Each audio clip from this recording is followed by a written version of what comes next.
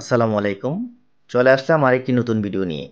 আজকে আমাদের এই ভিডিওতে দেখাবো আমরা কিভাবে আমাদের চিকেনের মধ্যে এত সুন্দর ক্রিস্পি করে থাকি, যা আপনারা বাসায় করতে গেলে এত প্রপারভাবে ক্রিস্পিটা করতে পারেন না, যার ফলে চিকেনটা এত মচমচেও হয় না। আশা করি আমাদের এই ফুল ভিডিওটি দেখলে আর আমরা যে স্টেপগুলো ফলো করে আমরা চিকেনটা ব্রেডিং করে থাকি, দেন হচ্ছে আমরা কুক করে থাকি, আপনারা যদি আমাদের এই স্টেপগুলো ফলো করেন, ইনশাল্লাহ আপনারাও বাসাতে খুব সুন্দর চিকেনের মধ্যে ক্রিস্পি করতে পারবেন, যা অনেক মচমচে এবং সুস্বাদু হবে। তো প্রথমে আমরা চিকেনগুলো দেখতে পেলেন যে আমরা আলতোভাবে একটু ব্রেডিং করে নিয়েছি। দেন হচ্ছে এই চিকেনগুলো আমরা একটু পানিতে ভিজিয়ে সেকেন্ড বার আবার একটু ব্রেডিং করব।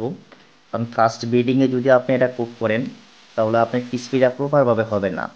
একটু পানিতে ভিজিয়ে নেবেন, দেন হচ্ছে সেকেন্ড বার আবার ব্রেডিং করবেন, তাহলে আপনার প্রপারভাবে একটা চিকন একটা ক্রিস্পি হবে। তো দেখতে পেয়েছেন যে আমাদের ক্রিস্পি করা শেষ। এখন হচ্ছে আমরা কুক করতেছি। তো আমরা এখানে একটু চিকেনের সাথে একটু ফ্রেঞ্চ ফ্রাইসও দিয়ে দিয়েছি। তো আমাদের কুক চলছে। এখানে আমরা প্রপারভাবে কুকটা হতে কিছুটা সময় লাগবে। এখানে আমরা ৬-৭ মিনিট অপেক্ষা করব। তো ৬-৭ মিনিট অপেক্ষা করার পর আমাদের চিকেনটা প্রপারভাবে হয়ে যাবে। সাথে আমরা একটু ফ্রেঞ্চ ফ্রাইস দিয়েছি, যেহেতু এটা পপ চিকেন, পপ চিকেনের সাথে একটু ফ্রেঞ্চ ফ্রাইস না হলে আসলে টেস্ট পাওয়া যায় না। এই তো আমাদের পপ চিকেন হয়ে গেছে। তো আপনারা দেখতে পাচ্ছেন যে কত সুন্দর একটি ক্রিস্পি হয়েছে। তো আশা করছি আপনারাও এখন বাসাতে আপনারা যখন চিকেন কুক করবেন আমাদের এই স্টেপগুলো পালন করলে ইনশাল্লাহ আপনার চিকেনগুলোও অনেক ক্রিস্পি আর মচমচে হবে। তো ধন্যবাদ, দেখা হবে অন্য আরেকটি ভিডিওতে। সে পর্যন্ত ভালো থাকুন, সুস্থ থাকুন, আল্লাহ হাফেজ।